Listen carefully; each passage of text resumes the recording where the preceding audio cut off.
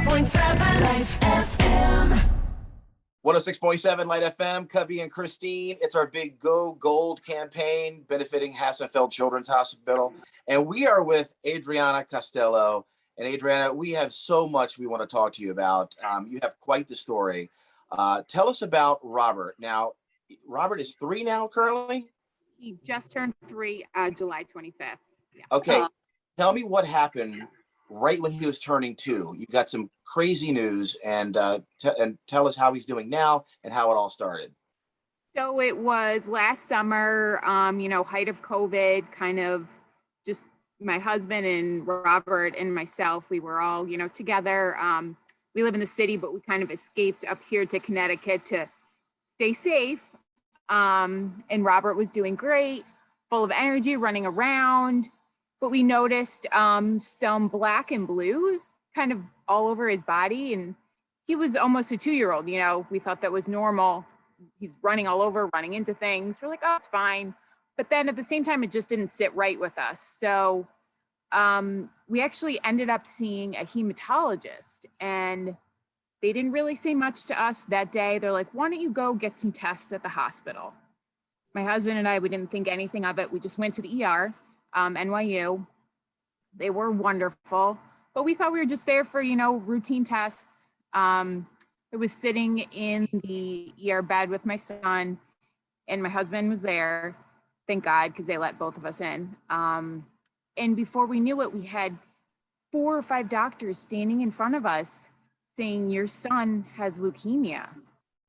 And it was just telling you guys right now, I had, goosebumps again. It was like a bad dream, but even worse. Like, I couldn't hear anything. Everything got cloudy and foggy. And I wanted to scream and cry, but I wanted to be strong for my son because he had no idea what was going on. He's like, Mom, let's go home. Right. So, and he was diagnosed 2 weeks before his 2nd birthday. So, he didn't know any different. Going to the hospital and going to clinic, it as scary as it was for him and my husband and I, it kind of turned into his life. And because of NYU, the staff there and the staff at the clinic, it turned into a home for him as opposed to a scary place. So thank God for all of them. Oh yeah. You've had quite the journey, you and your family, and thank you for sharing your story with us, because it helps so many people.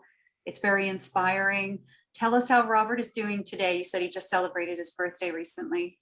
He did. We unfortunately last year, because of the diagnosis, we didn't have his party. It was planned, but we couldn't do it. So this year we decided we're gonna do it up.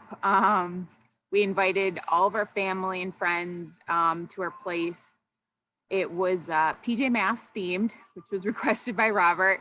And there were, games for the kids. There was a snow cone machine, cotton candy. And I told my husband, I was like, I don't think he ate any type of real food all day, but I don't care. He was covered in sugar and, God knows what, but he just had so much fun. And it was amazing to see him as a happy little boy now, thinking back to last summer when everything happened. He's doing great. Now, throughout Robert's treatment, what has been the biggest difference for Robert and for you? The biggest difference, I would say, I think the support and the family that we've gained from the NYU staff. We have formed such bonds with, I want to say everyone, but even stronger bonds with specific nurses and staff and doctors. They're part of our lives. They've given him little birthday presents. When they see him coming down the hall, they, open their arms and Robert runs to them and gives them big hugs. It's amazing. And now when we do go back, he's like, Mom, where are we going? And I said, oh, we're going to see our friends. We're going to go play. So it's made a world of difference, because at the beginning it was scary. It was scary for me, for Robert, for my husband. So Yeah, it's made a huge difference. it's incredible. So talking to our friends, listening to Light FM, I mean, we know why, but share with us why it's so important for us to give and support Hassenfeld Children's Hospital. Of course. Like I said, without Hassenfeld Children's Hospital, I don't know what this journey would have been like for my husband and myself and for Robert. It could have been completely different. And instead of being something, unfortunately, that can be horrific, it turned into a home and a family. So as much as anybody can support this family, I would say please do give support. They are amazing, and they are there for everyone, and they just, the amount of love and support that they give is unconditional. So Yeah, and everyone can help the kids, just like Robert, that are getting the best cancer treatment they can possibly get. Hassenfeld Children's Hospital is amazing, and you can visit lightfm.com/go gold and give today. lightfm.com/go gold. And we can't thank you enough, and wishing all the best to Robert. We love you guys. 106.7 Light FM.